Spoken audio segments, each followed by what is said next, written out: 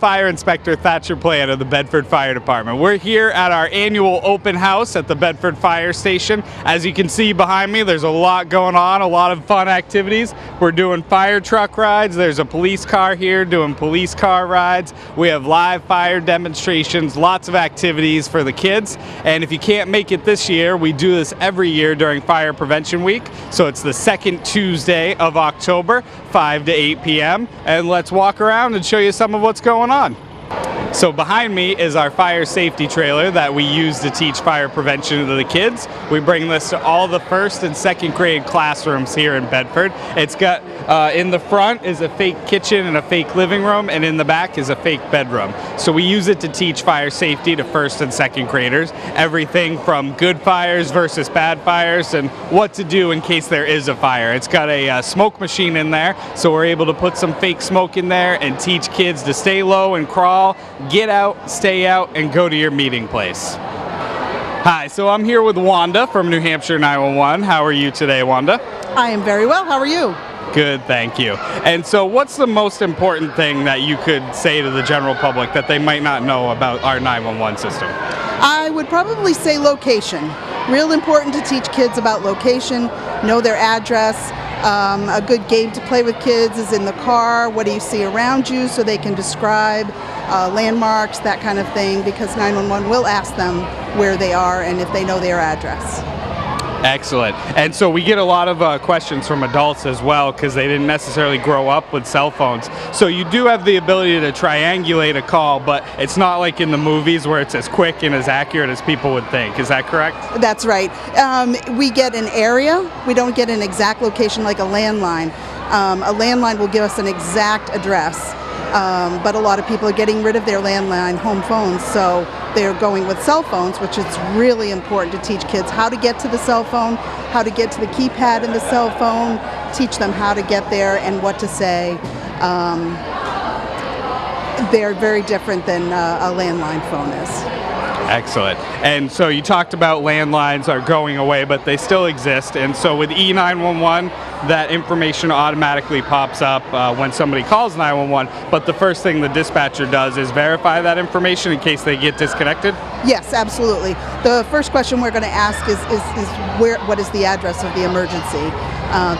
Obviously, people react to emergencies differently, and sometimes they don't remember where they are. So we're going to ask where that emergency is, because it may not be what we're showing on our screen. They may be calling for somebody else that's in a different location. So. Excellent. Thank you so much. So yeah, we're here at the Bedford Fire Department, 5 to 8 p.m. And if you can't join us this evening, come see us next year, Tuesday, the second week of October, Fire Prevention Week. Thank you again so much, Wanda. Thank you for having me. So I'm here now with Paul from the Bedford CERT team. Hi, Paul. Good evening. How are you? I'm doing well, thanks. Excellent. Yes. So could you explain to people, if they weren't familiar, exactly what the Bedford CERT team is? Sure. Bedford CERT stands for the Community Emergency Response Team. I kind of define ourselves as being in having two jobs. We are second responders, meaning we don't do what the first responders, be it the police department or the fire department, does. But when there is an emergency, we do the kinds of things that need to be done that often end up getting done by the first responders, but that's not a good use of their time. So we're the second responders. We help out when there's an actual emergency, so the first responders can do what they're trained to do. The other half of our job is basically one of educating people in town about how to be better prepared for an emergency. As good as our first responders are, you're not there immediately. And all of us need to be prepared to get by on our own for a little while, whether it's the first 5 minutes after Paul has a heart attack, or whether it's the first 24 hours after a bad ice storm and you don't have power to your house. Well, there's some things that you need to have in the house, like water and food basics and candles and flashlights and all that kind of stuff, so that you can be independent for a while until the powers in the town can come and provide help. So we do two jobs. We're second responders, and we educate people about how to be better prepared for an emergency. Absolutely. They always say an ounce of prevention's worth a pound of cure, right? So being a community emergency response team, I'm guessing you're always looking for more volunteers? Yes, there are right now about 24 members of Bedford CERT. We would love to have more volunteers because, as the saying goes, many hands make light work. We have about, I think, 7 or 8 or 9 CERT members here tonight, helping with the logistics outside, helping to direct traffic. We've got a couple, 3 people in here working at our table, passing out information to both kids and their parents about emergency preparedness. We are always looking for volunteers. We hope in probably late fall or early winter to run a CERT training class. The CERT training class is about a 22 to 23 hour class. One can take that class. There's no obligation to become a CERT member. It's 2.5 days of emergency preparedness training. Everything from how to be safe to the basics of first aid. It's a great training class. We would hope that people that take that class would see fit to join Bedford CERT, but no obligation. And of course, there's no cost for the class.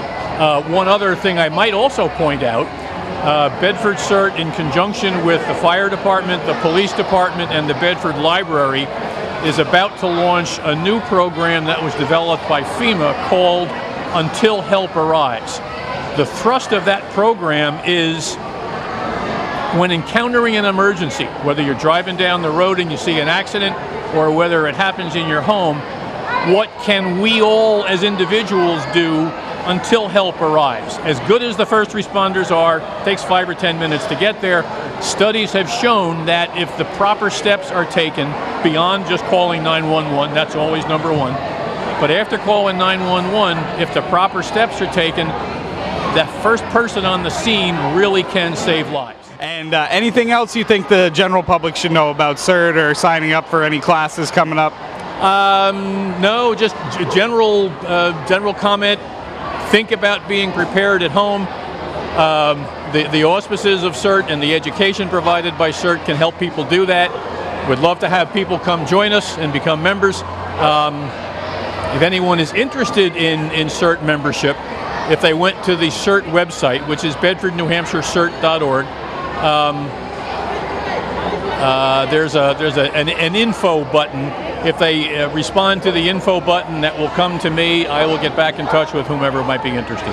Awesome. Thank you so much. Thank you. Appreciate it. So again, I'm Fire Inspector Thatcher Plante of Bedford Fire. That's all we have for you this year at the 2017 Bedford Fire Department Open House. If you weren't able to join us this year, we missed you. Hopefully you can come see us next year. Every year it is the second Tuesday of October during Fire Prevention Week, 5 o'clock p.m. to 8 o'clock p.m. You can see all of the excitement that's down here, so hopefully you'll join us next year if you couldn't make it this year. If you need any more information, feel free to give us a call anytime at 603-472-3219.